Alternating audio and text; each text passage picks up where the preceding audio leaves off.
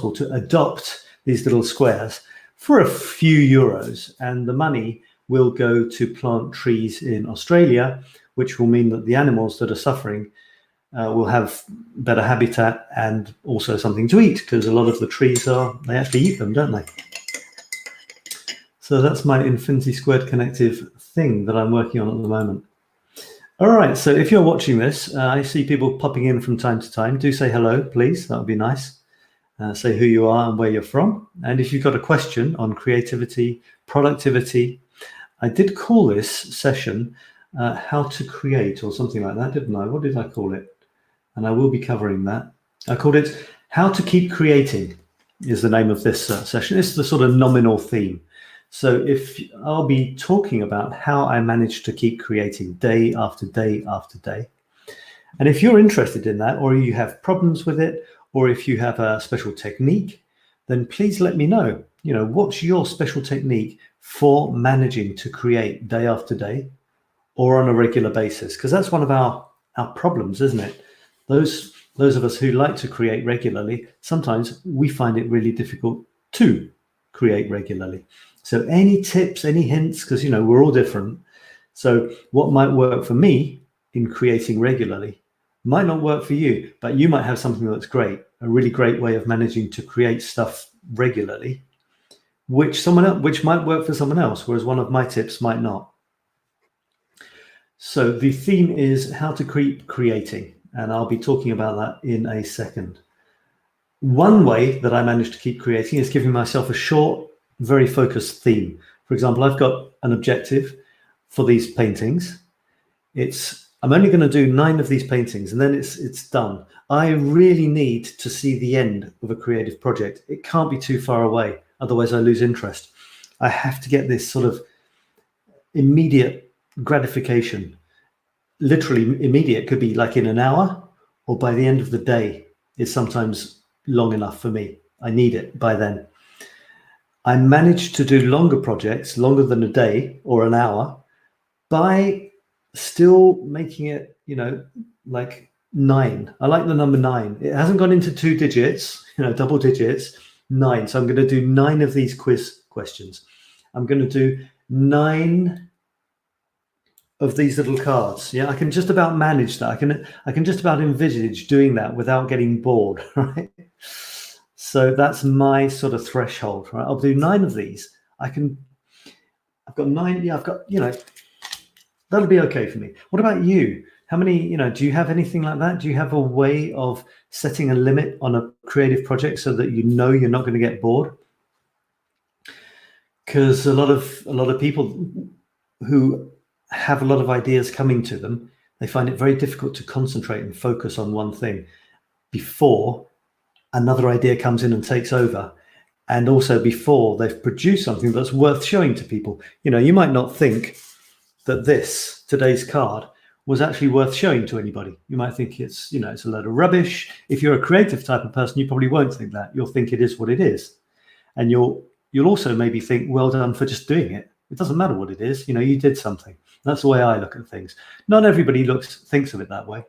But in any case, you know, I really need to know where the end of the project is. So I'm going to do this for nine of those cards. I'm going to do 9 of the quizzes. Then I'm going to do 9 days worth of painting. I've split the painting process from the raw kind of wooden tile things. That's what my paintings start with. The desktop ones start like this, right? 9 of these things. Okay, 9 of those. And they turn into very, you know, very pretty little. Have I got any here? I normally have one hanging around.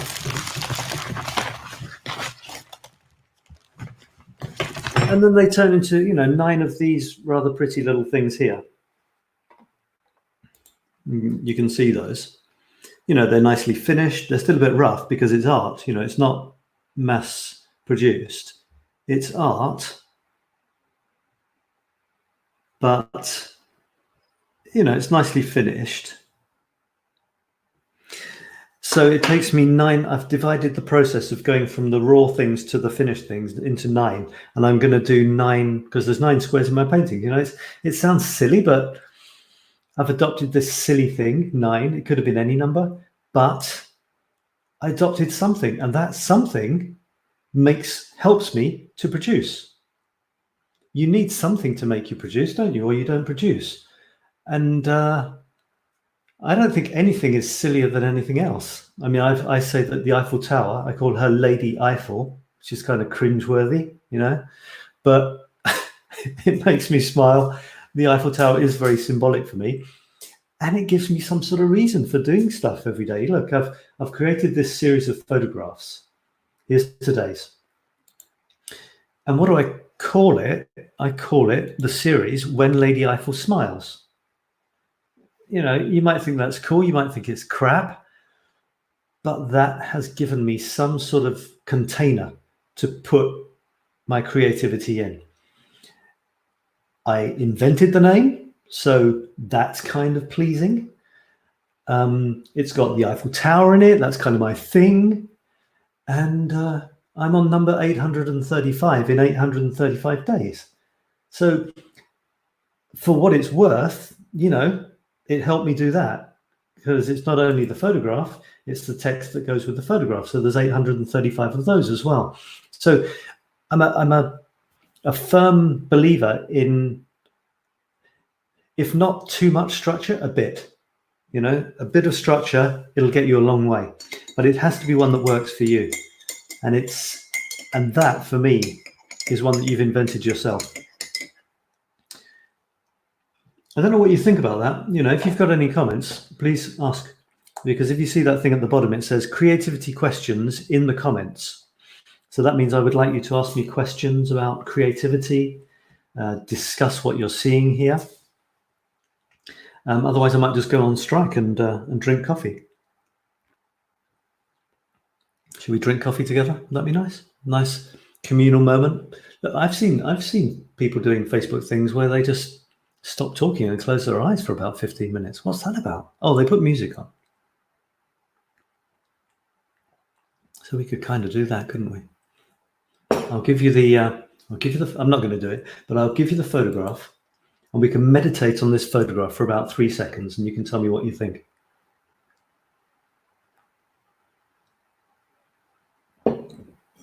This photograph, this is called a tangent, and I like tangents. This photograph is me holding a book called Letters to a Young Poet. And it was written by an older poet. No, this isn't quite right. There was this guy many decades ago, I think at the beginning of the 20th century, and he was studying as a student, and he was a fan of this guy, Rilke, or whatever he's called, Rilke, who was a poet. And those days, people died pretty young, so he was like 27 or something. But obviously seemed older and was established and was writing poetry and getting it published. And this young guy was reading him. And he was reading him one day, and I don't know if it was the abbot or someone, whoever the head of his school was, which probably had a sort of a religious kind of thing. So came over to him and looked at the book and said, wait a minute, have I got it somewhere? I have got it somewhere, I just don't know where. Anyway, and said, Rilke. And apparently it was an ex-student, an alumni of the place, which was kind of cool. So the young man, the young student, started writing to this poet, Rilke, and asking him advice on his own poems. And Rilke started writing back. And as it happens, Rilke is remembered as a great poet, and the young man who he wrote to, giving him advice, wasn't. But the young man saved the letters and published them. And they are wonderful because they are full of wonderful pearls of wisdom. And, it's kind of humble, but it's very, very profound at the same time. And I write poetry, so that interests me. And it's very, very touching as well. It's a very strange relationship. Let me just show you this is part of the deal. I show you my stuff, right? So here's my poetry site. And you show me your stuff, I'll show you mine, you show me yours. But as long as you're not showing me anything, I will show you my stuff. So this is my poetry site. I'll take you straight to the main bit. Or will I? No, I'll take you to the home page for once. So I am interested in poetry. So the fact that there was this interesting relationship between these two guys, an older poet, but still a man in his late 20s, I think, and a young man. What was poetry about those days? Did young men write poetry? Was it a thing? Was it associated to certain, a slightly maybe effect? Is that a word? Effect? Or what sort of person were you if you wrote poetry? Were you a man? Were you effeminate?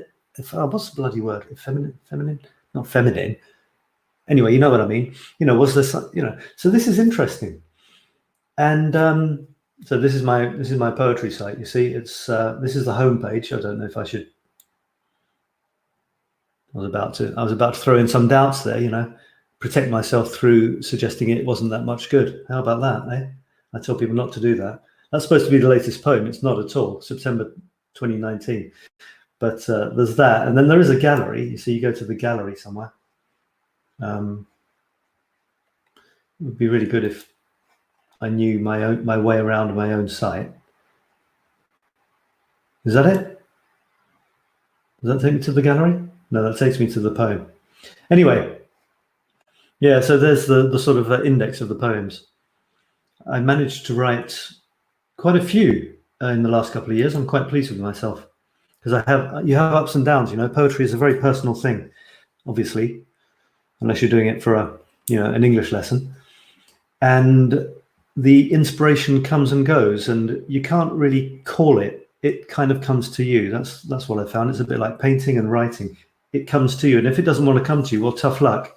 You're just not going to write anything. I've also found that inspiration for poetry normally comes when life is crap, or you're very emotionally down or something. So if I'm kind of in a sort of neutral or vaguely happy state, well, the poems don't come, damn it. Which is kind of, theoretically, it's good, no poetry, good. Lots of poetry, bad. But to be honest, I'd rather be writing poetry more often.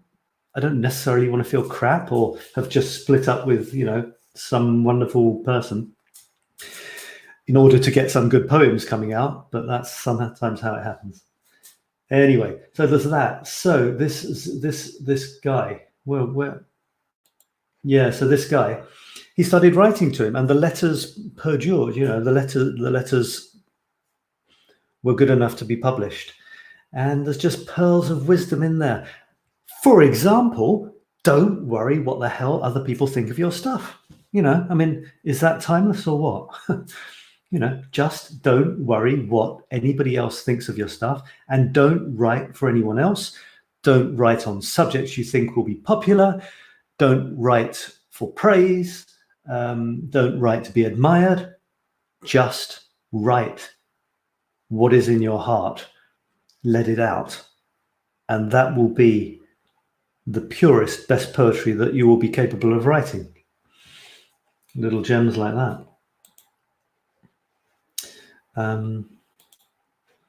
Yeah. Okay. So that all came from the idea of how on earth do you manage to create on a regular basis. And that's the kind of the topic I started. I call it a random topic to start off with, but I thought it'd be quite a good one. If any of you have any ideas, I mean, if theoretically you're either creative people if you're watching this, or you would like to be, or you'd like to be more creative. What are your ways of being creative? How do you manage? Where does creativity come from for you? Do you manage to call on it whenever you like? Is it terribly difficult for you to get creative? Do you have specific situations in which ideas come to you? Or can you go, I go for a walk, or is it the shower thing, the bath, and the ideas come? What is it for you? I'd love to know. If you have any tips on how to be creative, that would be good. And the flip, it's not the flip side, but it's the logical sequence is, once you get the ideas, the ideas kind of come, don't they? They come into you, as it were. How do you get them out? And that's the kind of productive bit. Creativity for me is, it's kind of the ideas coming into you, but it's kind of hovering. It's in this no man's land until, bam, you get something out there. So I know that we think of creativity as in creating things that didn't exist before. But for me, that kind of slips over into productivity. I have just started a project which it's been on the back burner. Well, the website name has been on the back burner for about 25 years. And it's called 𝗂𝗟𝗃𝗑𝗫. And I bought the website. It was one of the first website names I ever bought. Well, the internet had just started. And 𝗂𝗟𝗃𝗫, I thought, cool. That's crazy, that's nuts, that's ridiculous. 𝗂𝗟𝗃𝗫. I've been so lazy, I haven't found a way of exploiting this for 25 years or so. And I finally have. And it's going to be the home for summer articles. So I'm going to try and find it and show you what it looks like at the moment. So it does exist now. I made it live this week. There's only one article on it. It's the introductory article. And yeah, it looks like this. Is that as big as it goes? Yeah, that'll do. Yeah, so it looks like this. It's called 𝗂𝗟𝗃𝗫, and I'm going to put articles on here. And I've divided the articles into 4 types. The first type is creativity. The second type is productivity. The third type is infinity. Well, there's not really a first, second, third. So the third, infinity, and the fourth is curiosity. What on earth does that mean? Well, creativity, it's about getting creative ideas. How do we get creative? Where does creativity come from? How can we be more creative if we want to be? Sometimes it's I don't get enough creative ideas, and the other is I get the ideas, but I don't know where to go from there. So there's two kind of flip sides to that. For me, productivity, I'd love to talk more about ways of being productive. Once you've got the creative ideas, how do you manage to create on a regular basis, to produce? Because there's this kind of dangerous line, you see. The ideas come, the creative ideas come. That's the exciting bit. It's amazing. You're immediately dreaming of this amazing thing you're going to create. It's going to be fantastic. You're going to take over the world. You're going to be famous, rich, loved, adulated. And then you've got to actually produce the damn thing. And that's where we flip over into productivity. You might argue that's not true. You might say, no, creativity is when I'm creating, I'm producing. Fair enough. But my definition is productivity is when it risks flipping over from pure creative joy into a drudge, oh God. And the example I have of that is the artist. I remember seeing an artist in some exhibition. And actually, it was an open day. In Paris, you have lots of artistic areas, and they have open days, especially in some of the more, they call them popular quarters. It's not popular like everyone likes them. It's more working class. There's artist studios down little alleys. Some of the outlying towns of Paris, you have that as well. You have real artist communities, and they have these open days, and you can go into people's studios and see where they paint. So I saw this guy, and he had this style. It was a beautiful style. It was this kind of strange, curvy, soft, playing with bits of light and stuff. Abstract-y stuff. And every single painting was in this style. And the danger is, it's like a sweet danger. It's nice when you get known for something. But the thing is, people then want more of the same. And creativity, one of the best definitions I have of creativity, is my go-to definition, which doesn't imply genius. It doesn't imply anything. It just implies you're doing something that hasn't been done before. You're creating something that didn't exist before.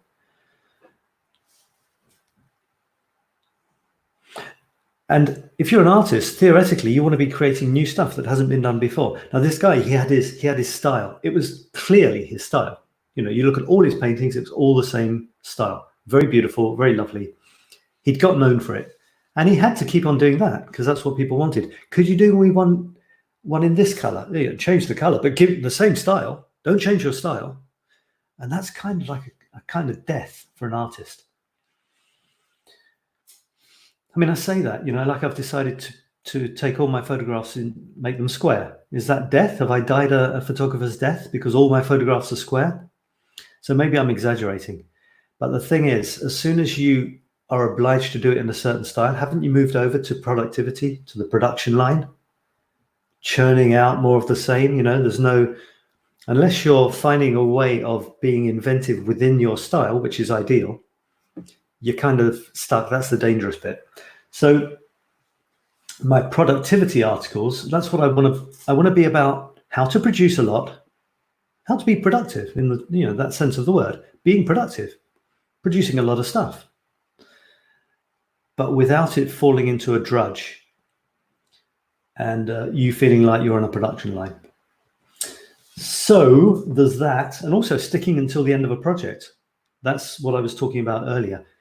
How can we keep our enthusiasm for a project once we've realized we can do it? Okay. Because that's where I normally fall down. I've got to the point where I've had this great idea. I'm enthusiastic about it. I buy all the stuff. Maybe I do a bit of research and I start producing. As soon as I've done one, something in my brain is saying, well, so you can do it. You've proved it.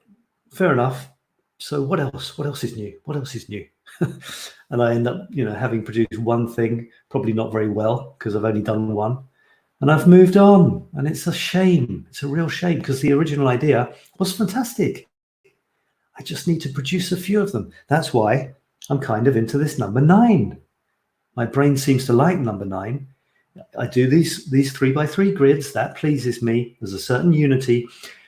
There's just enough for it to be a thing. I can do 9 and I feel, yes, I have accomplished something here.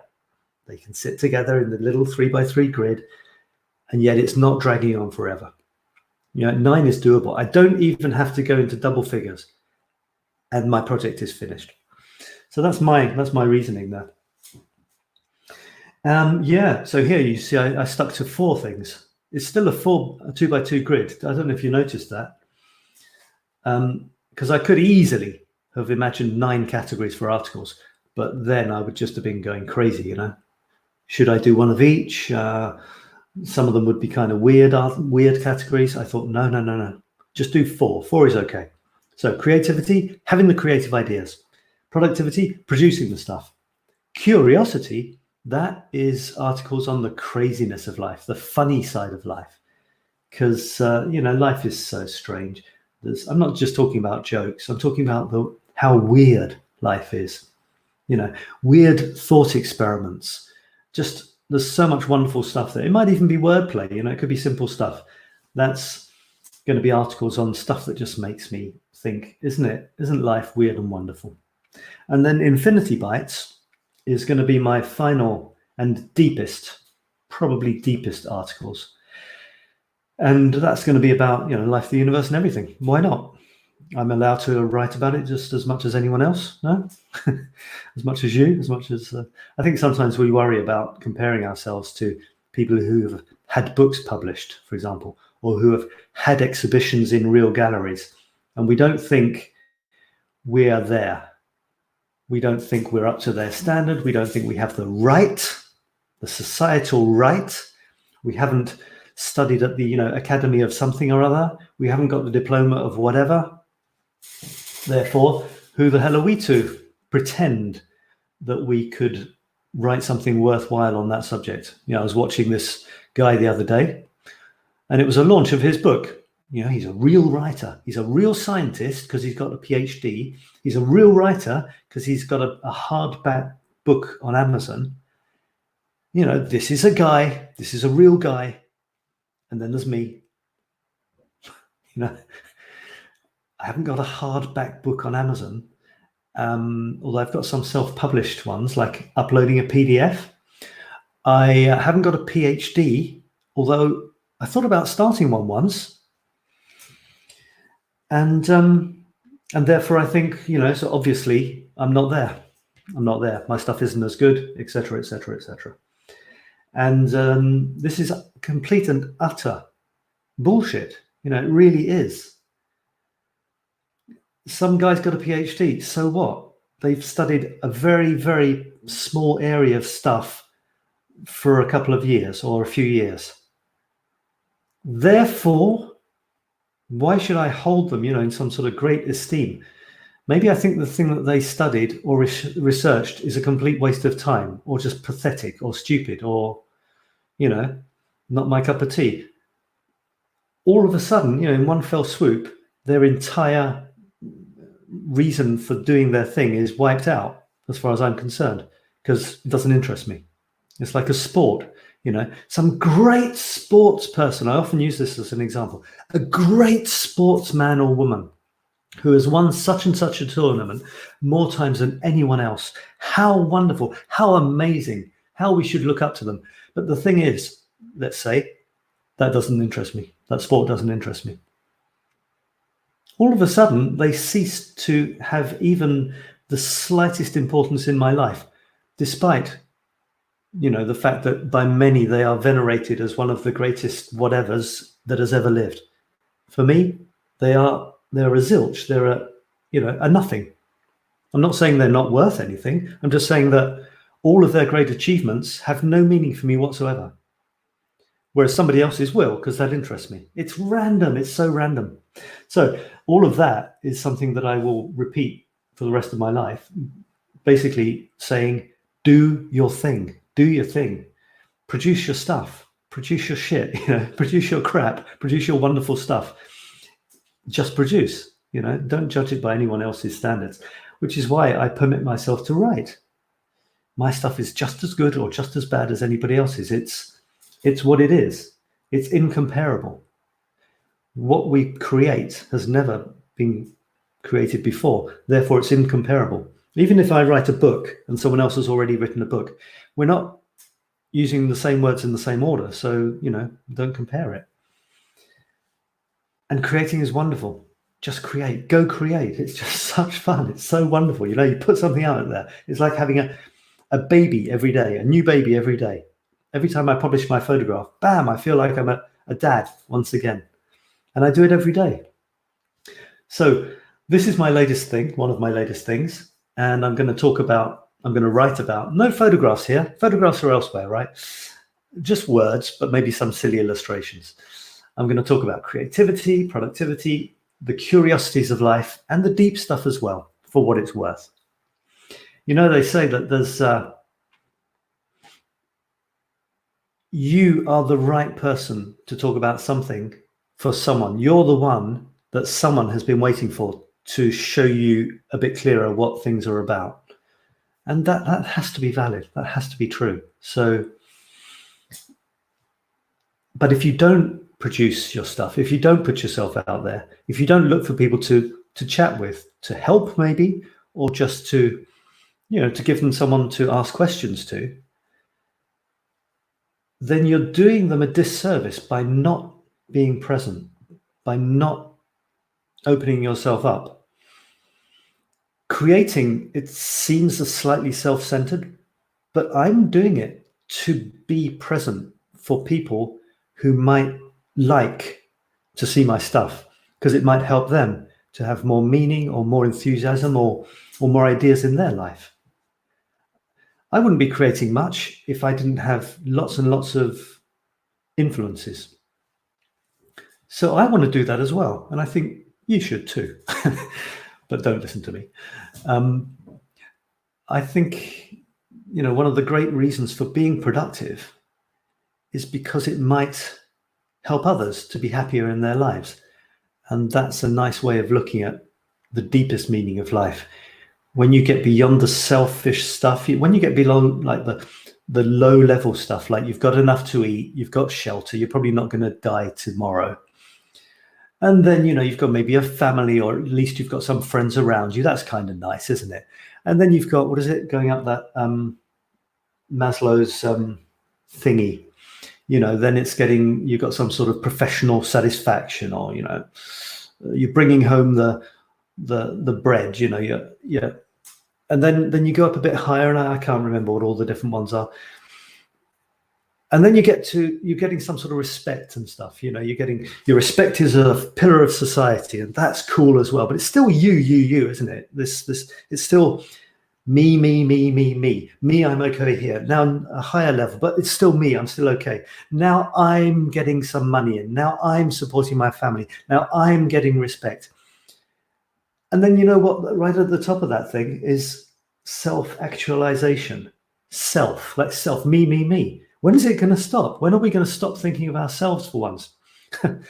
So the nice thing about that, though, is that Maslow hadn't finished. He hadn't stopped. It's just he died too soon. And there's this guy who is writing a book, which I'm going to get. I'm really excited about it, actually. He took it to the next level. Deep in Maslow's notes, this guy researched them. No one had read them, thousands of pages of deep in there was this line, which said something like, I hope one day someone will read this line and will know that they are the one who was meant to carry on my work. And this guy who wrote this book, I think it's called Transcend, he thought, I'm going to be that guy. To all intents and purposes, could be anyone. And he said, I'm going to be that guy. And he did. So he took his work further. He had the background, and he had the interest. So he's written this book. It's like half biography of Maslow, half taking his ideas to the next level. Well, you might think there's no level further than the peak of a pyramid. Yes, but self-actualization kind of got stuck at me feeling good about myself. But the thing is, it doesn't stop there, does it? You're sitting there in your little room feeling good about yourself. It's not really much of an existence, is it? So the next level would be to take it out there, to feel fully self-actualized, to feel that you are playing a role in something bigger than yourself, which isn't a new idea, but it's nice to see kind of scientific-y type ideas, like humanist psychology ideas, coming together with Buddha and stuff like that. And it's really nice to see that melding of, all of these distinctions between Western philosophy and Eastern philosophy and blah blah blah. They're all kind of artificial, because there's only one. I would say there's probably only one real thing. But we like splitting things up. So it's nice to see them coming together at higher and higher levels, getting rid of more and more distinctions, and maybe, who knows, getting closer to the truth. So it kind of seems logical that even more than being totally happy with yourself, even better than that would be being totally happy with your race, for example, feeling that you're an integrated part of your entire race. And why not go further? Why not feel that you're a completely integrated part of the entire ecosystem of the world, and you can go further if you want. So that rings true for me. I like that idea. So that's kind of why I called this category Infinity Bytes, because I like the word infinity. And you'll notice that 4 is actually 2 squared. I don't know if you got that far in maths at school, but 2 with a little 2 above it. 2 times 2 is 4. So that fits in with my, infinity themes. The 3 by 3 grid is 3 squared, and they're all square. These aren't square, but they should be. I'm trying to fit them into the screen. So that's that.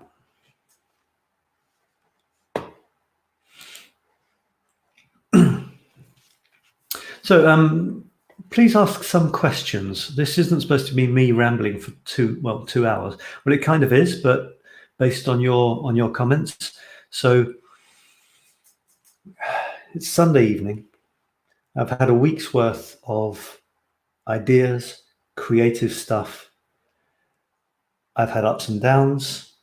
Some things I've made I'm happy with. Some I think aren't as good as they could be. I've had some positive feedback. Some things I've had 0 feedback. It's ups and downs. It's the up and down creative life.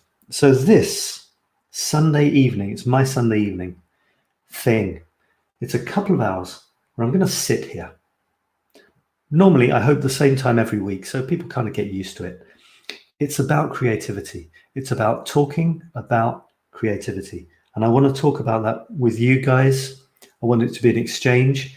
So I want questions. So please make some comments, ask some questions about anything I offer up.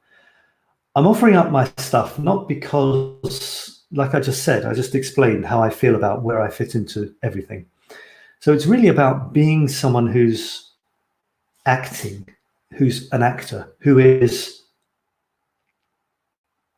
in action, with the hope that I will enjoy my life, but that's 100% integrated with everything else.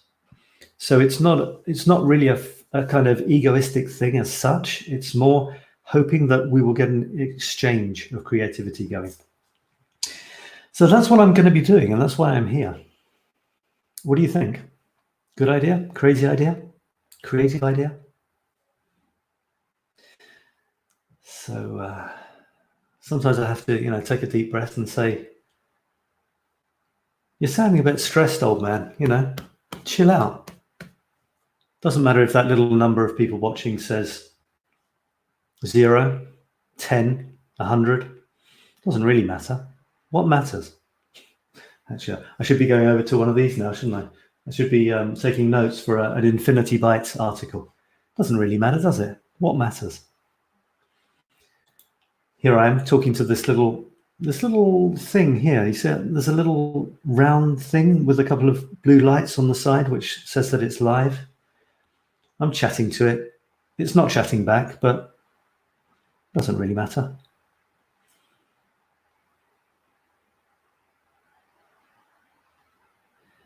And we're here, we're living in the moment. This moment, the only moment, maybe. Do you think this is the only moment? The only moment that we can do anything is now?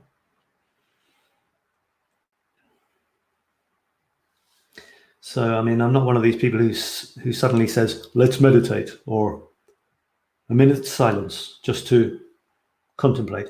Although I'm in a group where they do that, and I don't find the minute of silence objectionable. I actually find it, the minute of silence, I'm not much of a fan of that, but there is something to be said, in my opinion, for a bunch of people around the world suddenly being quiet together. That's kind of nice. But for some reason, meditation doesn't seem to be my thing. I've got a kind of busy head. It's not that I feel I'm wasting time. I mean, I go for walks in nature and stuff. That's kind of meditation. But this sort of, okay, now let's meditate. I don't like being told what to do, even if it's myself telling myself to do it. I don't know if that makes sense. I mean, I always make myself laugh with my ideas, But there's something about meditation. It's for me, it's a bit fake. It's like I took up what's it called, Tai Chi at the beginning of the school year back in September.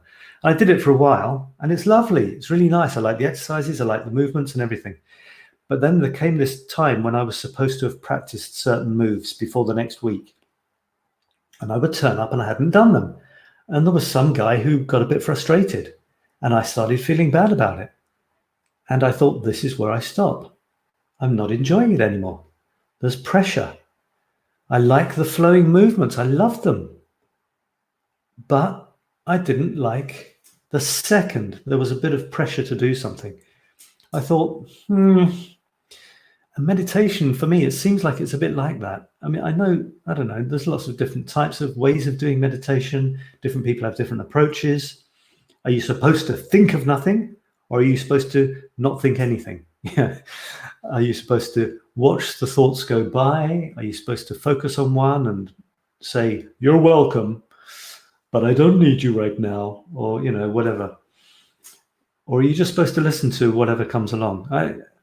That's fine. That seems nice to me. But whenever it's suggested that I might do it on a serious basis regularly, I don't know. That doesn't really do it for me. And my entire life is kind of looking for the thing that does do it for me. And I honestly don't believe it's me looking for it that'll find it. I think it'll find me.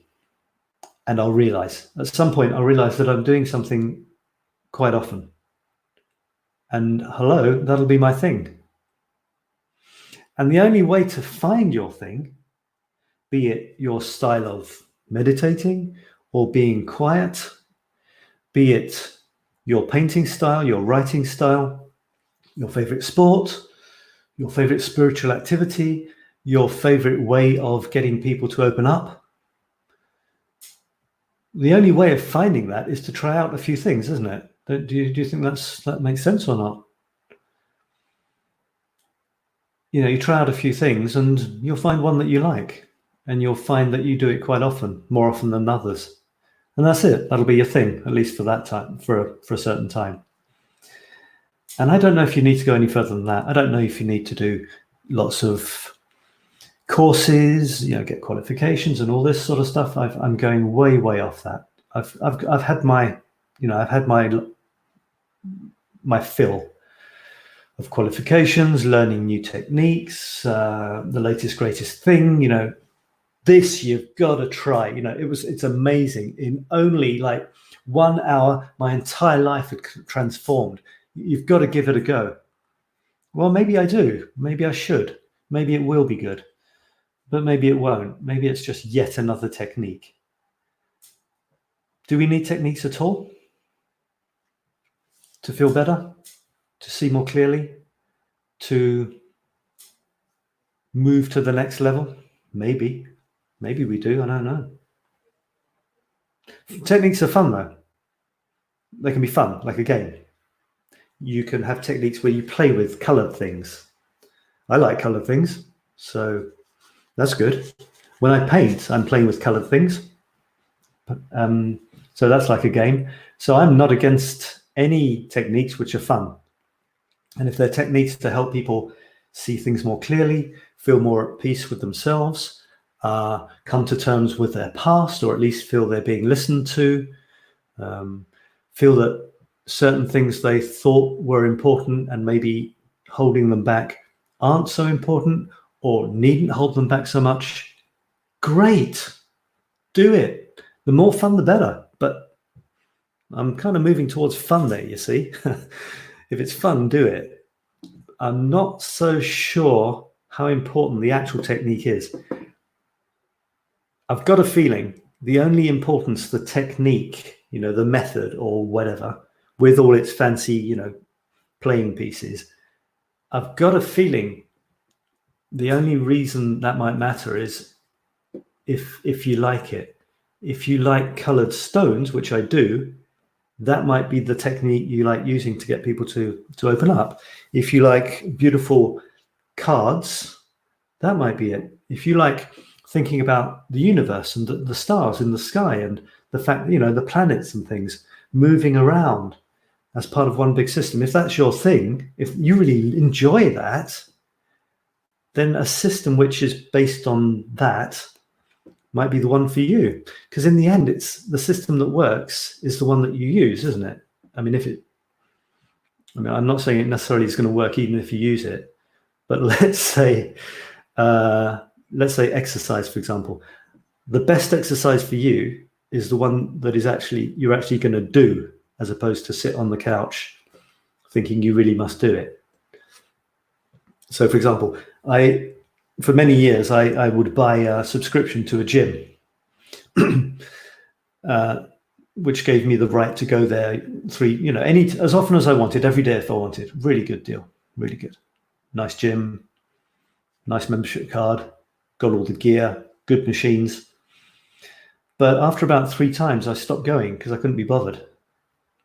So it didn't matter how much I paid or how shiny the machines were or how smiley the people at reception were. I just couldn't get off my backside. So that wasn't the right exercise method for me, even though when I got there, I did love it. And then I decided one year I would invest in a kind of little home set of weights with a bench. And I did that far more often than the expensive gym membership. So that was my thing. My problem was getting out of the house. So as soon as I didn't have to get out of the house, that was it. My thing was home gym, or a smiley lady jumping up and down on YouTube. That works for me as well. I'm not alone. I'm doing it with someone, kind of. That's my thing. Going out of the house isn't my thing. Yeah. Maybe Tai Chi, I could do it if I did it at home and there's no one expecting me to have mastered the moves next week. That could work. But you see what I'm getting at here? Find your thing, the thing that works for you. It's a silly thing, isn't it? It's one of those silly things to say. It's obvious, and yet it might be more profound than anything else. The method that works for you is the one that you will actually do. And in the end, the method doesn't actually matter at all. Of course, the method has to kind of have an effect. If the overall effect you're looking for is to, let's say, not worry about your past anymore, the method, whatever the method happens to be, the one you like, the one that you do, it kind of should address that underlying issue. Having said that, I've got a feeling the best methods are the ones that you enjoy playing, doing. Because if we're living in the moment, if all we've got is the present moment, shouldn't the method be the one that's fun, like a game? And hey, let's do that method again. I really liked it last week. And actually, psst, if it's actually supposed to be helping you get your raise your vibrations or get your frequencies aligned or your chakras in a row, well, maybe it will and maybe it won't. But isn't it about actually having fun? And then when you've finished having fun with the method, you go and do something else, which is fun. And maybe your chakras get in a row, or maybe they don't. Maybe your vibration's raised or it isn't, or your frequencies are aligned or they're not. But at least you had a bit of fun. Talking of which, I need to tell you about my balls. I've been playing with my balls recently. And if you were cooking with me on in the background, I hope you didn't drop anything hot. But I have been playing with my balls recently. Here they are. These are some balls, but the thing is, these are sort of manufactured ones. They're all fancy. They've even got someone's logo on. You see, these are all very well and good for juggling. But I've got this guy. I've got a guy, and he's called Xander, and he's the fool of play. And I've been making and then playing with his balls. And they're completely different to these ones. He's the sort of guy who calls you bro. I mean, I'm from Britain, England. We don't call people bro normally. But this guy, he calls people bro, but he does it and it's cool. And if I do it, it just looks like I'm a prat, if that's a word that you know. So So he's so cool. He's the fool of play. I'm looking for his. Damn, where did I put it? I've lost his. Anyway, they start. Whoa, that wasn't it. Oh, there they are. I found them. Anyway, he sells these kits. Let me. Actually, I'll get his website up if I can find it. Oh my God, what is it? Xander, fool of play. Xander. Hapkido. There we go. Hapkido. Right, so he's the fool of play, and he tells you to play with these things, and you make them yourself. It's so cool, and I actually did it. It only took me 2 years. No, this isn't it, because it's not hapkido.com. It's hapkido.org.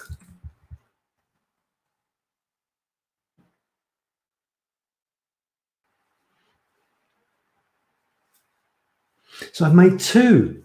Honestly, it took me 2 years to make the first one because I don't sew, bro. That's what I was going to say, you see. I don't sew, bro. And he sells you these little kits, and it's even got a flipping needle. Look, there's a needle and thread in there. And he's got the pattern of the material. You cut it out with scissors. You match them up. You put the needle in. You do the sewing thing. You've got to put the thread in and out and that stuff.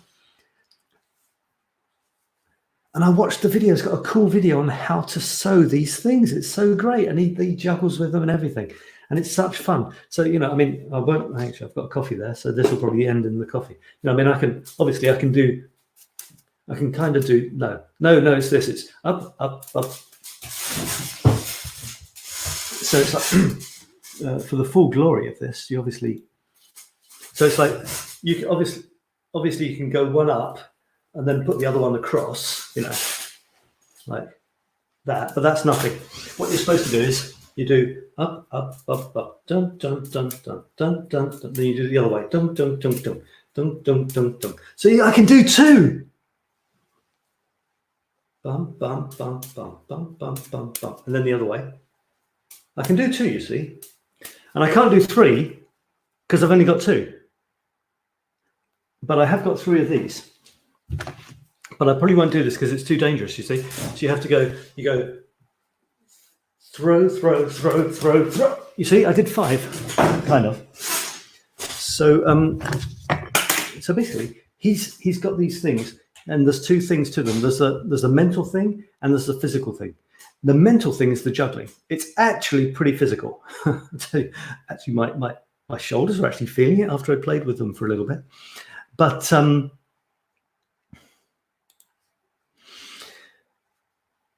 my brain was going nuts. My brain had turned into porridge. It was incredible because I was just trying so hard to do it.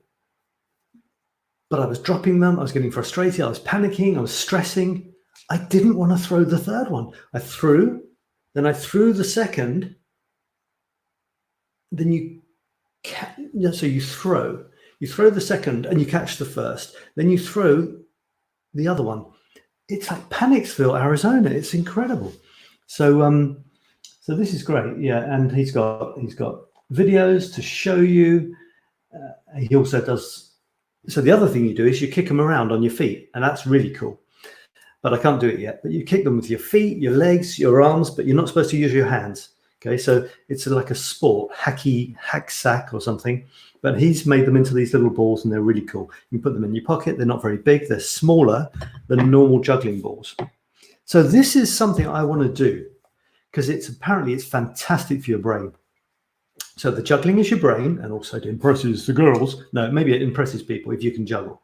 There's something fascinating about it. You know, just like, wow, how do you do that? And there's a million tricks you can do as well. It's so cool. You can do it. I can't do it. So I'd like to do that. And the kicking thing is for the sport. That's really physical. And he's got some sort of sidelines. He does these folding origami type things, making beautiful things out of 3D things out of flat surfaces. The guy's amazing. He's really cool. So he's a great sort of inspirational person to have in my sort of circle, and he can be in your circle as well if you like. I'm sure he wouldn't mind. You see, he goes deep, what is play and why is it so important? How does the play state affect the brain? So he talks about flow a lot. If you're into flow, like getting in the flow, in the zone, it's the zone you get into when you're painting, when you're writing. You don't notice time going. And that's why it's so important to come down to the productivity again. Get producing. Just start the damn thing. That's part of productivity, is starting. Because as soon as you start, you get into flow, and you forget that you forgot that you started, actually. You forget that you're doing the thing that, if you remembered that you're doing the thing that was so hard to start doing, you might think, oh shit, yeah, and then stop. In flow, you forget that. You forget everything.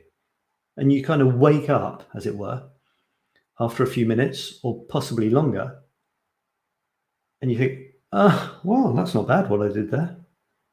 So that's what he's all about, you see. He's about playing more, or playing all the time. And I like this idea of breaking down the boundaries between play and work. We live in this world of ridiculous invented dichotomies, don't you think? Tell me what you think. I haven't had a single comment. What is going on? I've seen people watching. If I look at the comments, maybe I'm going mad.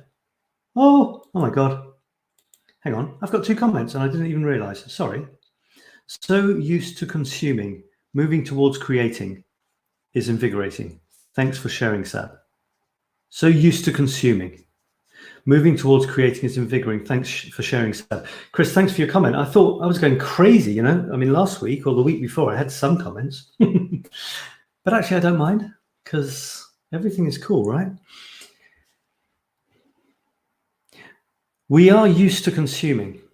What I want to do is get the balance, change the balance back to much more creating and less consuming.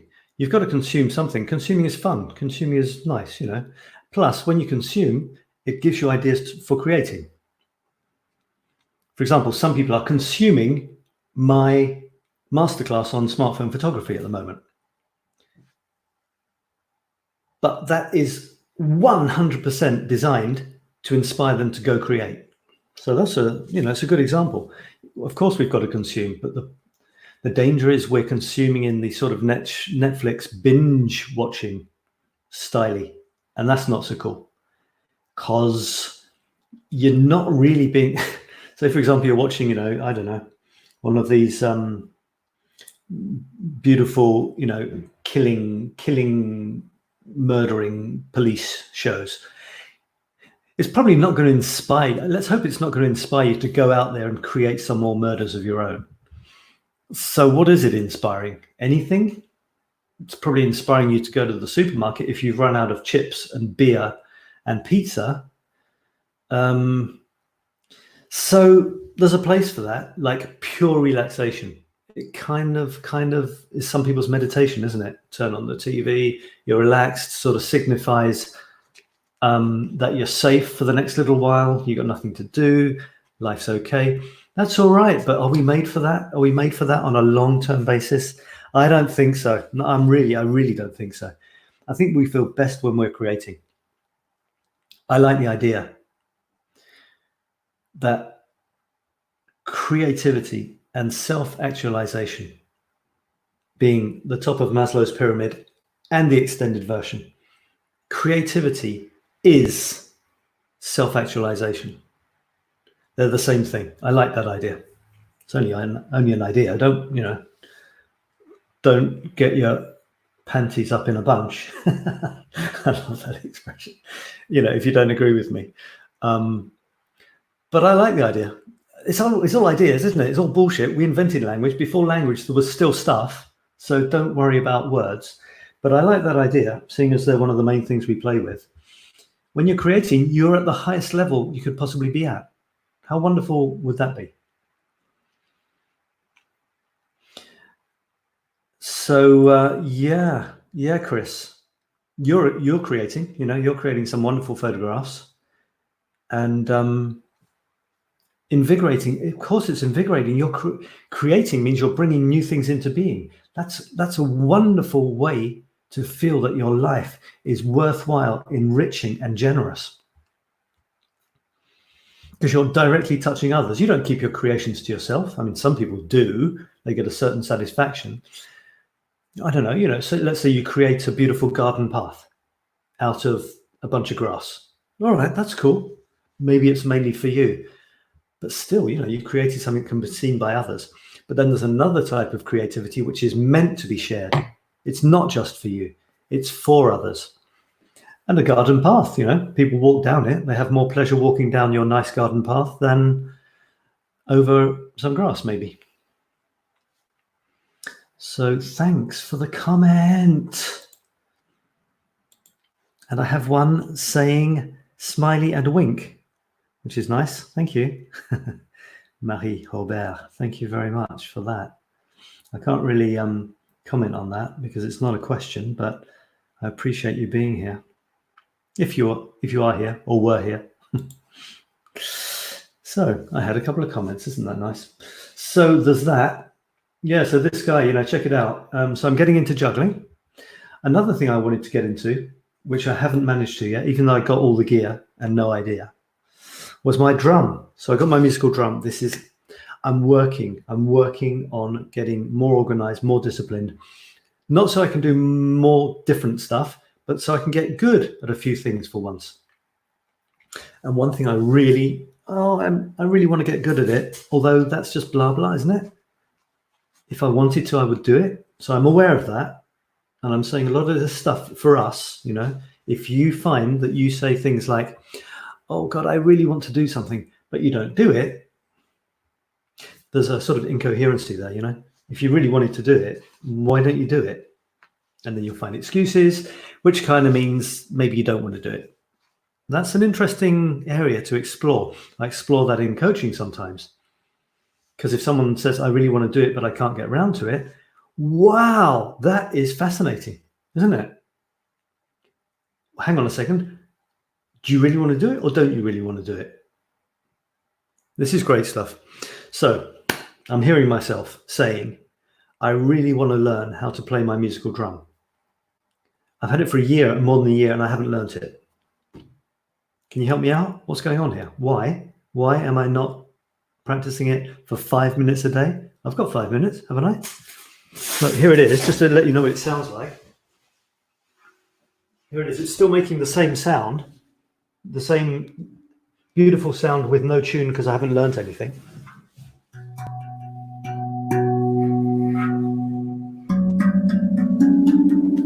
I can't see what I'm doing. I don't want to drop it.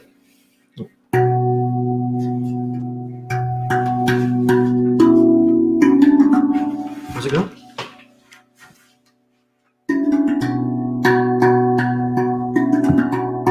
That's the only thing I can do.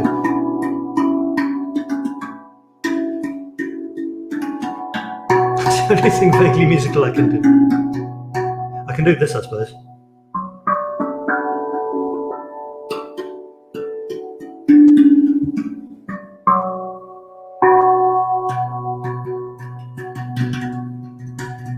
It's a beautiful, rich sound. It reverberates for ages. Reverberates. Verberate isn't a word. Reverberate is. So I'm very, very interested why the hell I don't practice it for 5 minutes a day. If you have any theories on that, I'd like to know. I'm hoping that I can practice this for a while. And I will show you some more stuff. I will show you some of my photographs of the week, and I'll have a little break for a couple of minutes for you to go and get another coffee or something. And I'll just leave you with, let's get rid of my poetry there. What was this? Oh yeah, that's Aussie stuff. I was looking for kangaroo paws. And I'll leave you with, where is it? Paris. So this might be my latest photos. So at parissetmefree.com, I publish a photograph and a text every day, and I've done it for over 800 days. Want to know how? So do I. I think I've just found the thing that I haven't stopped doing. So that is the grid. Think of any questions. If you've got a question on one of those, you want to look at it more closely, you want me to read the text that I wrote with it, anything you like, I'll be back in 2 minutes.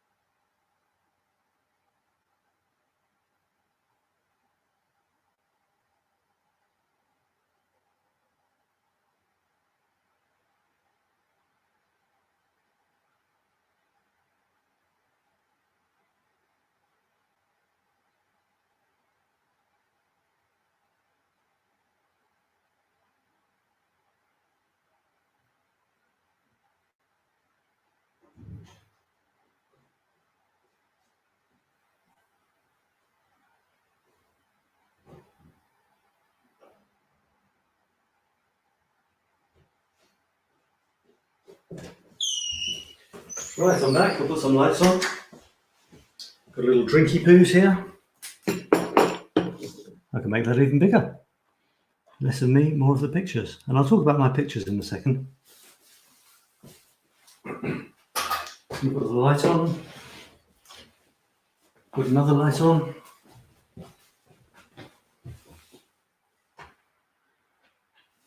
Nice falling in these parts. Who's this? I got a message from Chris.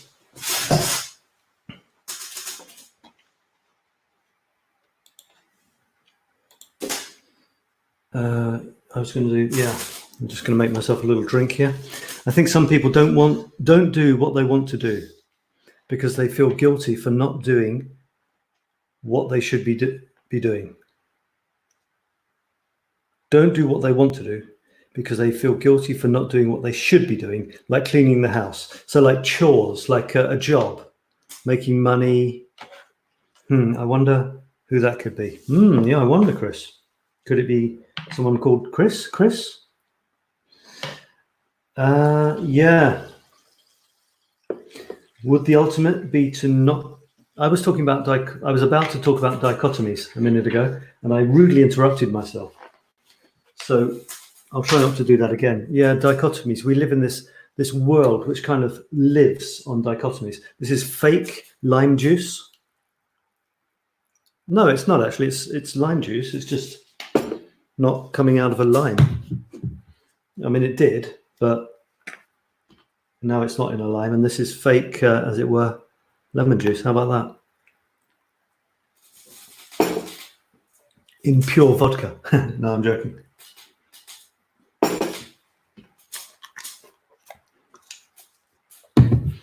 My vodka days are done. Actually, I never had vodka days. I was never a vodka person.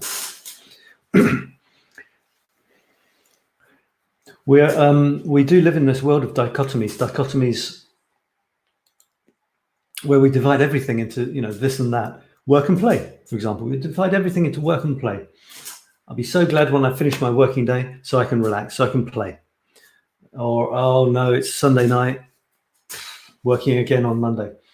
Is there a way? Would there be a way where we didn't divide our lives in that way? Could we think of that we're never working because we're enjoying what we do so much? Is there a way of seeing some things which seem to be less pleasant as actually good? The cliche is find a fun way of doing the dishes or doing the ironing or something, isn't it? Or think of like cleaning the house as a workout. That's all very well, isn't it? But I'm not sure how many people are able to do that. Are some people able to consider their work as play or not feel that they're working because they enjoy what they do so much? I don't know. Then again, maybe we need these categories to help us sort of situate where we are in life. I'm doing this to earn money, to pay the rent, so I have a roof over my head. Whereas I'm doing this for pure fun. I don't have to, but I decided to. Maybe that's part of it. So yeah, I mean, work and play is a classic one.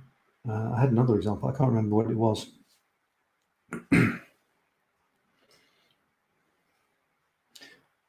Us and them is the biggie as well, isn't it? Feeling that we're separate from everyone else. There's me and there's you. There's me and the rest.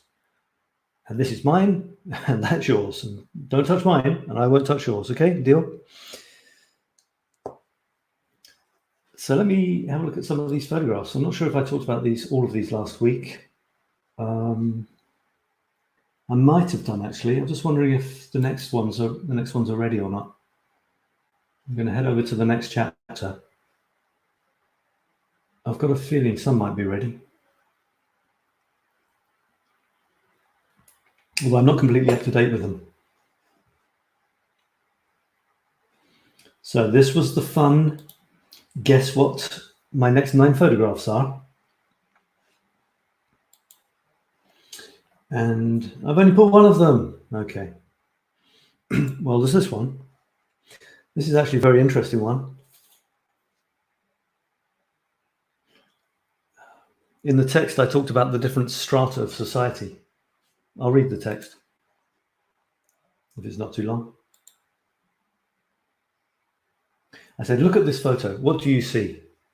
Before reading on, actually look closely at the text-free version and note what catches your eye.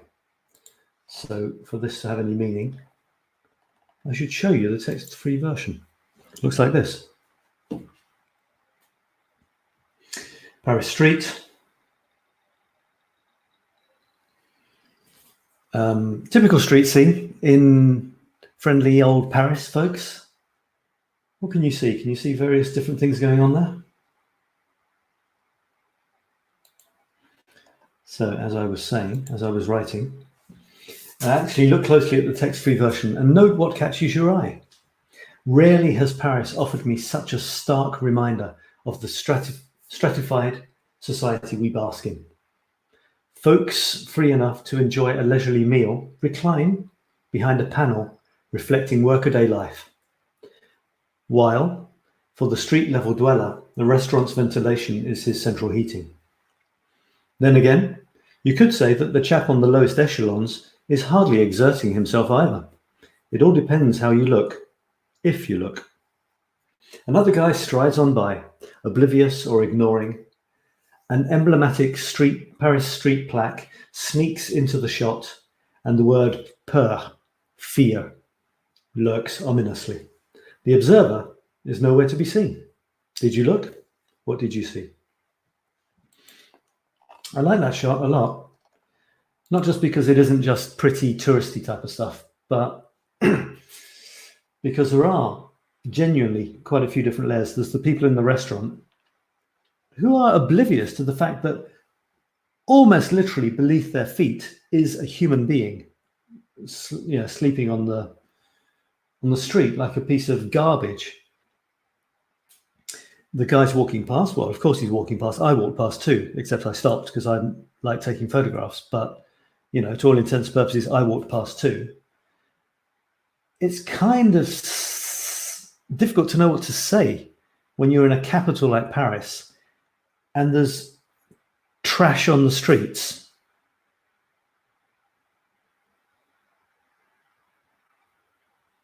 I mean, he might as well be, mightn't he? He might as well be a sack of trash.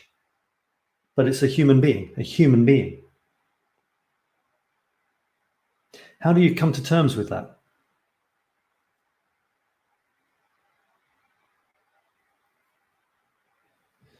What are you supposed to do? Anything? Nothing? Ignore it? Save him? Take him to the restaurant? Give him a can of beer? I mean, what are you supposed to do? What can you do? Should you do anything? Questions, not answers. So I take photographs. That's what I do, One of the things I do. Don't know if it's worth less or more than anything else, but, I put myself nowhere on the spectrum of saint to sinner, really great person to really shitty person. I don't put myself anywhere there. It's not black and white. It's very difficult to know what to do. You might give. How much do you give? You might not give. You can't give to everyone, Anyway, there you go. Makes you think, doesn't it? I'm actually going to go to my page, my Facebook page, because my latest pictures are there as well. So I told you the story about, did I actually finish this? Yeah. So basically the guy, a poet, wrote to a younger poet giving him advice, and it was in this book, and they ended up being absolute gems. But I talked about that earlier. So I'm going to go backwards now. Should I go backwards? Yeah, I'll go backwards. This one. This one is looking towards the Eiffel Tower from the slopes of Montmartre, not far from Place du Théâtre and Sacré-Cœur. It's a nice little corner, and you get a lovely view of the Eiffel Tower. There's a tree to frame it, the tree branches coming down. You can get the tower in between them. And there's often a nice sunset as well. The sky goes misty. Very pleasing, very pleasant view. And what did I say about it? Anything worth reading? Staring at this scene for a while. I've forgotten what I wrote. This is new to me. Staring at this scene for a while, wondering what to write, and also wondering why no ideas were coming, grandiloquent or grungy. I realized why. Can I read it here? Some things are better appreciated non-verbally, like photos of Paris, for instance. So maybe I should drop the daily diatribes and focus, you see, there's damn language being clever again, and concentrate on supplying purely visual versions of this particular illusion of reality. Whatever the case, at least I've managed to churn something out without once attempting to describe a pretty, balmy, perhaps breathtaking vision of the city. Oops, almost did it. Yeah, there's this constant dilemma as to whether you should describe non-verbal things in words. Can you? And if you can, should you? But you're still describing an image without words in words. So the words aren't the image, are they? The words are something else. So that's an interesting one. And it was funny because sometimes when I don't know what to write, I write that I don't know what to write. And then pretty soon something comes out. It's a good example of being in action. Put yourself in action and something will happen. Even if it's, I don't know what to write. You're still, then you say, why? Because, I have no inspiration. Really, I don't feel good today. Felt better yesterday. But, you have good days, you have bad days. A bit like this photograph, I come here and there are good days when the sun is just right, the lighting's perfect. Other days, before you know it, you've actually got something to say. Go with the rough and the smooth. I like the rain better than the sun. Did you know that? It inspires me much more anyway. It's like sad things are more inspiring than happy things. The rain is more poetically inspiring than the sun. I've written very few poems about sunny days. Hey, it's sunny again. Yeah. I haven't written that many about rainy days, but rain, at least metaphorical rain, that is inspiring. What do you think? I've started a new thing on my Facebook page. I'm focusing everything on my Facebook page. I'll publish everything on my personal profile. It's not really personal, it's just everything. I just thought I might as well do it for once and for all. And then if you ever want to know anything that I've just done in the last while, even years, it'll be there. That's easy, isn't it? So I thought music was missing from my output. It's so important for me. I've swam in it up to my neck. I've drowned in it ever since I discovered it as a kid. And yet I don't produce, as you saw, I don't produce music myself.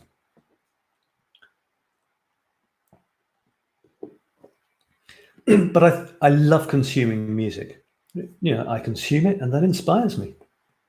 But I thought, why don't I, it's not creating, but at least sharing other people's wonderful creations.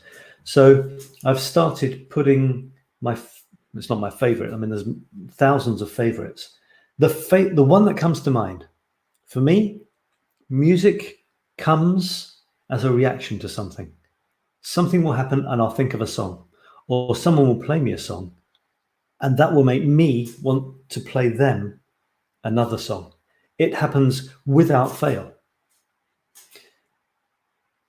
So one song will lead to another.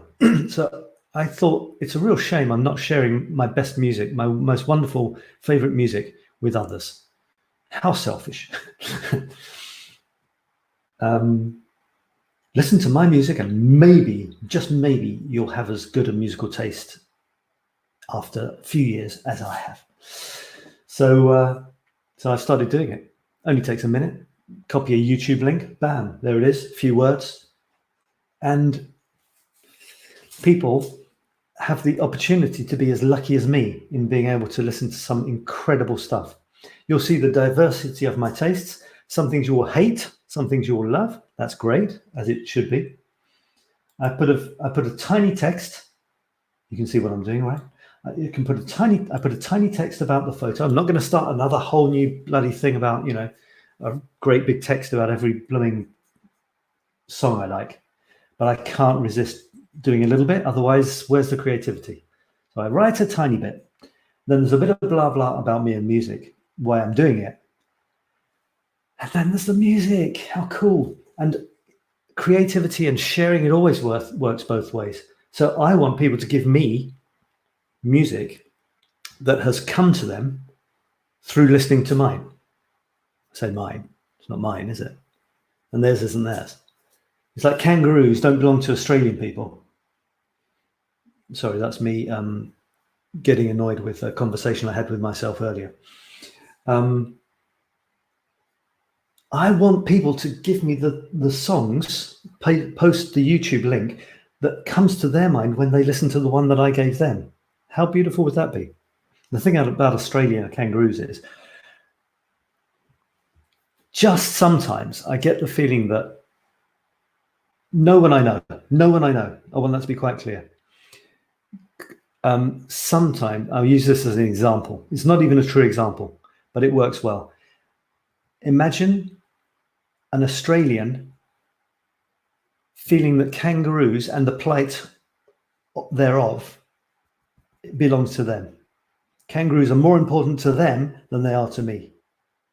To the extent that, what right do you have to do something to help kangaroos? You live on the other side of the world, And that's an interesting question. Where do your boundaries lie? Where do you have the right to stop being concerned? Where should you shut up and it doesn't concern you? But I don't really have these boundaries. So for me, kangaroos are just as valid as, I don't know, that dog outside. Especially if I know someone who knows kangaroos. Yeah, I'm a non-boundary person. I don't like barriers of any type. Of course, some are necessary. Some I would prefer to stay, obviously. I'm only human, or I'm wonderfully human. But there's a lot of barriers that don't really exist, Where does France stop and Germany start, or any of the boundarying countries? There's so many barriers and boundaries and frontiers which are artificial. Anyway, that's just a little. So there you go. And before I was talking about this, I was talking about photographs? Maybe. Yes. No, yes. So photographs. What's this? So this is a photograph. Every 1 in 10 is a self-portrait, which is actually, I call it creative disintegration, because you're watching me disintegrating.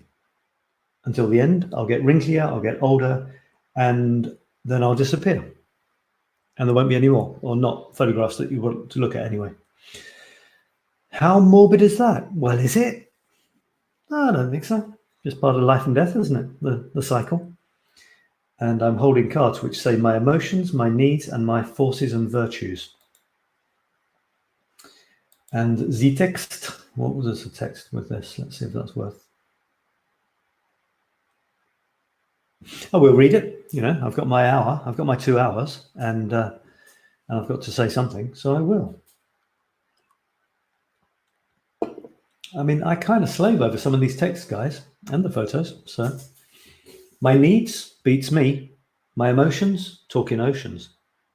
My strengths and mooted virtues I'll dispense and then let her choose. All I know is that it's a funny old game, and we're slap bang in the muddle of it. Whether we like it or not, whether we can choose to like it or not, is another moot point. What we can seem to do is just get on with it to the best of our fallibility. If it makes sense to us in the moment, if something tells us something needs doing, then do it. If our emotions are feeling fragile, well, at least we're emoting, and new ones will be along in a minute anyway. Would we rather we weren't? If my strengths and virtues were simply that I'm quite good at being me, or seem to be, I'd be happy to call it a day and carry on my way. And no, I will not go out lip syncing to Frank Sinatra. Sing Your Life, or In My Life, maybe. Sing Your Life is a song by Morrissey that I really like, and In My Life is a song by the Beatles that I really like. You know, that comes up, and that might make that be the next song that I share. It's so, everything is so linked. I really like it. All my creative outputs are all coming together in the most wonderful way. What about you? Are yours? Do you feel that they are? Do you feel that your creativity is blossoming, that things are integrating, or do you feel that there's a whole load of time you're not doing anything much creative at all, and then you just manage to find a little slot for creativity? Let me know. And it's, you know, it's fodder, grist to the mill, stuff to chat about. This is a nice one, isn't it? Look at this. Very joyful photograph. And oh, there's no description because there isn't when you click on the photograph. So this is, again, it's Montmartre. If you notice, it's actually very close to where I took the last photograph. This was on a recent trip to Montmartre before we got locked down. And it's got some famous graffiti, famous Paris street art. Up in the top there, you've got Gregos. He did these face things. I've actually got one.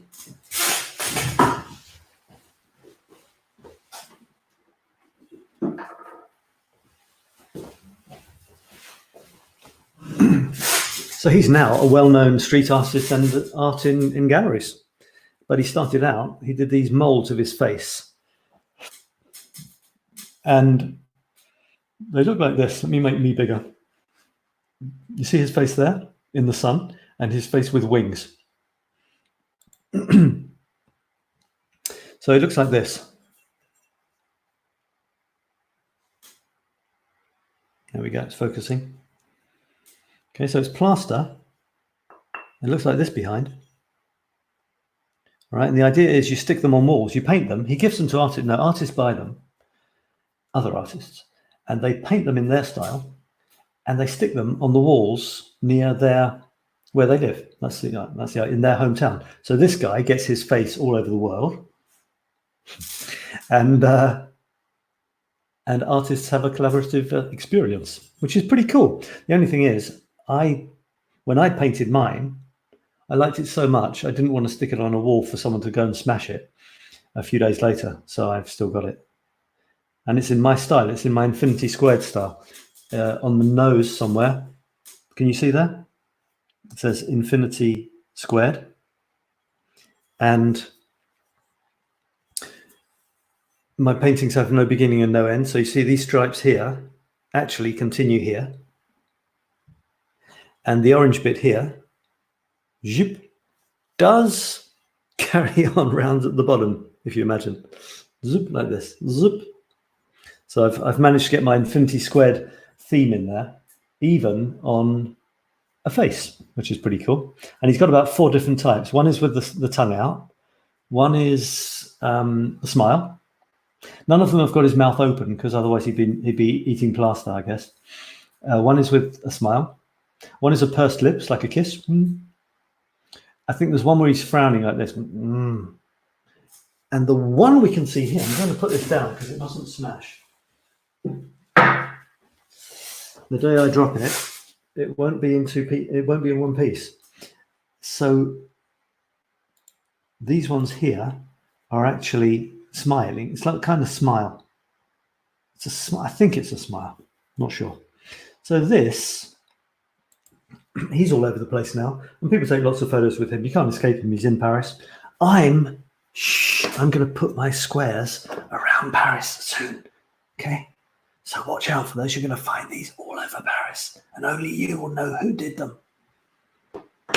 I'm the next weird, mysterious Paris street artist that people see everywhere and wonder, what on earth? What are those little squares doing everywhere? You heard it here first. And this is the cat, Monsieur 𝗏, and it's a guy who does these cat things with this huge smile. And you see those all over the place as well. And there's a plane coming in there, which is nice. And it inspired, what did it inspire? It inspired. High on Montmartre slopes, gazing across to the barely perceptible dome on Hôtel des Invalides, probably, street art is in full bloom already, despite the chilly weather. Gregos' smirking sun and wistful wings seem to be greeting the passing plane, while Monsieur 𝗏 is keen to get in on the game. I have a sneaky Paris painting project up my sleeve too, which I'm mentally preparing with infinite care for post-lockdown days. Soon, Mr. Cat will have some squares to leap.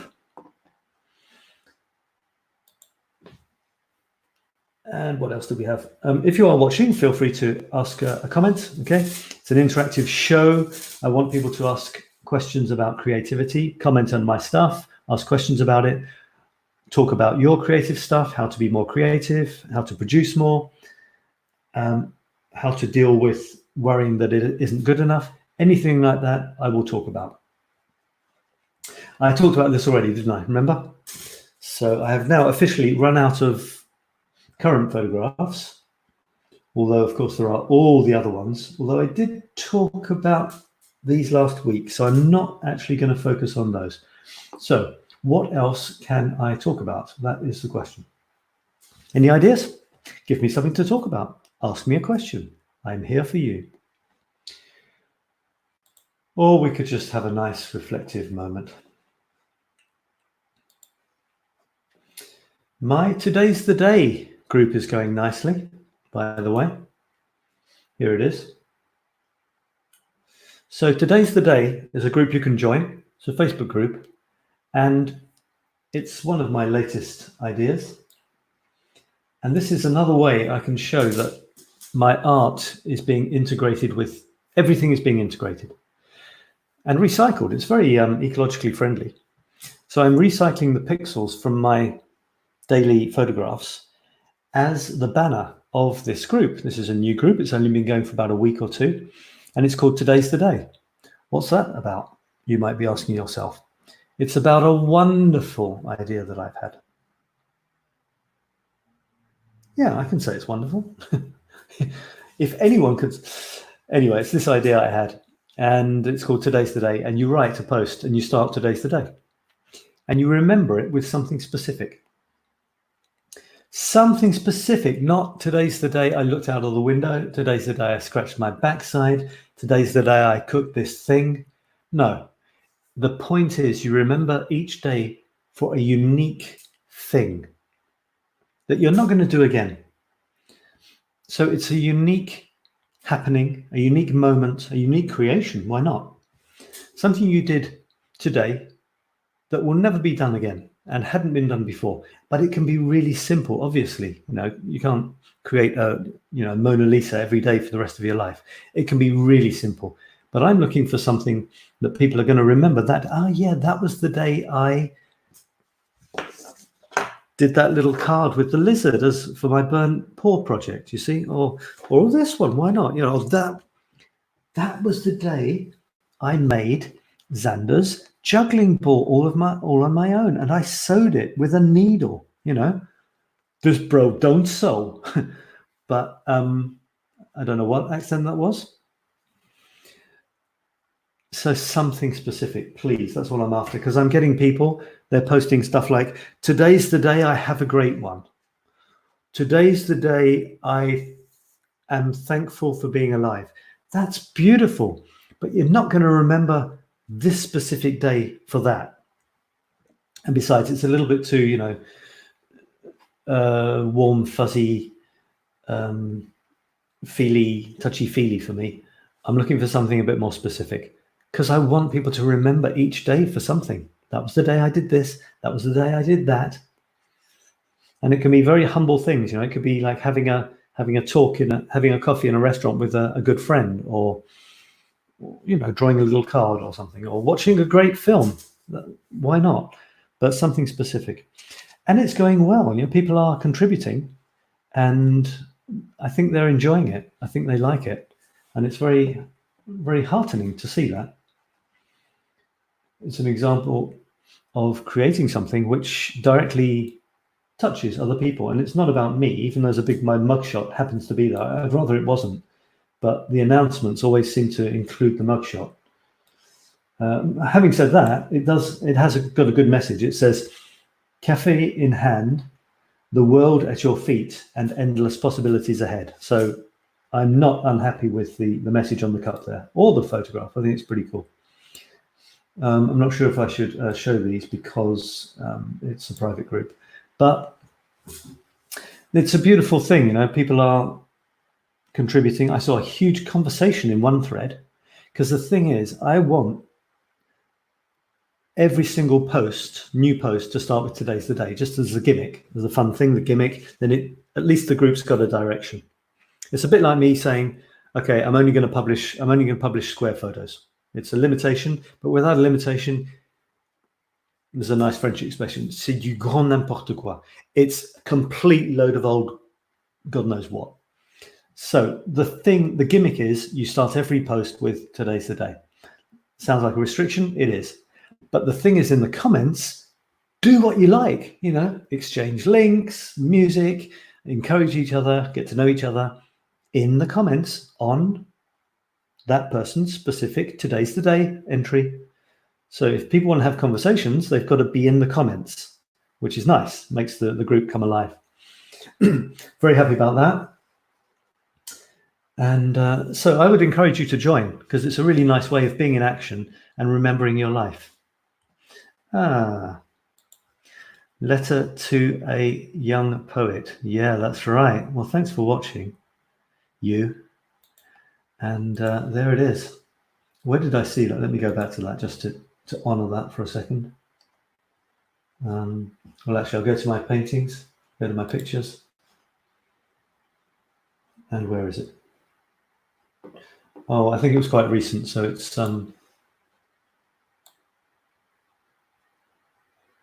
no.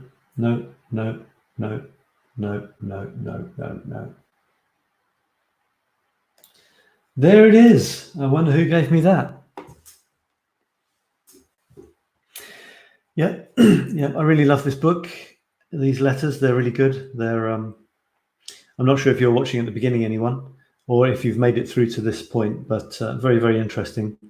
A young poet who was not a known poet or even a good poet wrote a letter to a better known poet, but still young. And he wrote back, and this interesting sort of exchange took place. And in these letters to the young poet, there are some gems. And the one I remember the most so far, because I'm spreading it out, I'm not reading it all in one go, is just create. Don't create in a style which is cliched, like love poems or something. Don't create trying to impress. Don't create trying to be, respected or adulated. Don't create on a common theme. Don't create for anybody else at all. In fact, just create for yourself. Or maybe the muse, maybe Lady Eiffel. That's who I create for, Lady Eiffel. And and then you will produce your real stuff, your good stuff. That's when you will produce. Because as long as you're doing it for somebody else or with anybody else in mind, it's kind of not coming from the depth of your soul. You've got someone else in mind. That's fine, I guess. But he's saying that, don't worry about anyone else. Don't do it for anyone else. And then it'll be pure poetry.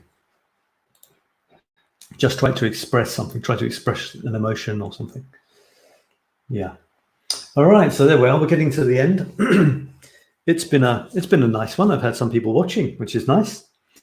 I don't mind. Let me finish by the last few minutes by saying again what this is, because maybe it's not clear what it is. I call it the satsang. There's a thing which exists, which is a satsang. In fact, I'm going to listen to one right now. And it's normally a more spiritual thing, more of a, I'm just explaining the difference between a satsang and a satsang, because I call this the infinite creativity satsang. There's a few things in there. Creativity is in there. It's my thing, because I believe that creating on a regular basis is a wonderful way to lead a rich, inspiring, enriching, what are my words? A wonderful, worthwhile, enriching, generous life, fundamentally.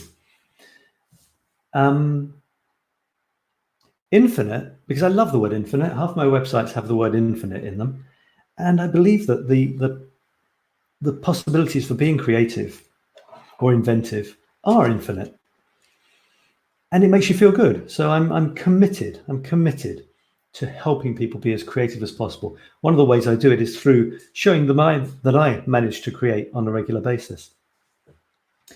And then satsang is a nice word, because it comes from satsang. And what this is it's a Eastern thing, probably, from India, I think.